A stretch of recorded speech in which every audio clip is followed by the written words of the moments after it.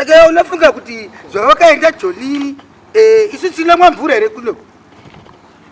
Ndozvatisingane tumira mari. Ati unaona.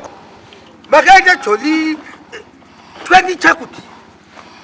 Tumira mari zvakawanda zvenhorondo no. Handisi kunzwa nhorondo. Tumira mari. Baba Roku. Yunas.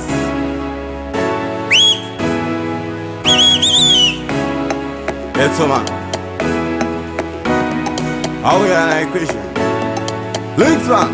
Lenny Sandifura tira mai vangu na baba ndinoya. Ndinoshaiwa sindinoshuvira ugara ndichitumira. Sandifura tira mai vangu na baba ndinoya. Ndinoshaiwa sindinoshuvira ugara ndichitumira. Kuno kuikarata zvisipo zvikusumudzirwa mabhutsu tiri muho. Tekende polisi kuita unge futuko. Vaziona mai vangu munomiraho. Iya ndaida kutambura mutara. Kushaiwo chibage chiri mudara. Ndaida kupinda pamabhigta. Kungoti chete takadzipikwa mudara. Sandifuratira mai vangu na baba ndinoya. Ndinoshaiwa sindinoshuvira kugara ndichitumira. Sandifuratira mai vangu na baba ndinoya. Ndinoshaiwa sindinoshuvira kugara ndichitumira. Ndaida kutenga zambia nematoni. Mai kuno tinoserera madhoni. Tinoitwa nevamwe isu hatizvikoni. Nderetwe mahwani kudai ndiri Joni. Handikadzipembereka tanzvara nepfungwa handisati ndarwara. Amai vangu ndinoshuva mukufara.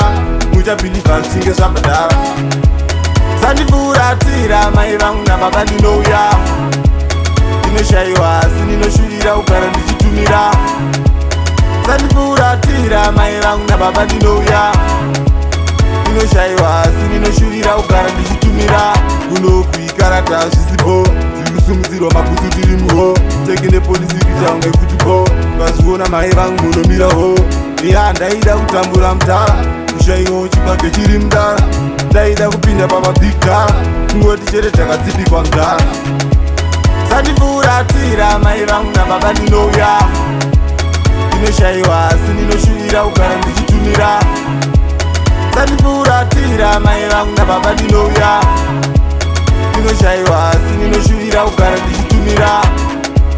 Sandifuratira mai vangu nababa ndinouya. Ndinoshaiwa sindinoshuvira kugara ndichitumira. Sandifuratira mai vangu nababa ndinouya.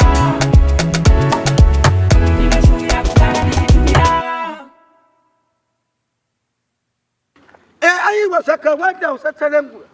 Aikwela kutsanangura. Tumira mari yako. Tula mari nhorondo no. Ndozvatisingane. Ndosaka takakuzvareka. Tatita kuda mari takabuda mari pauri. Saka ndiwa kufanira kundichengeta kuno. Makunakidzwa leJonika.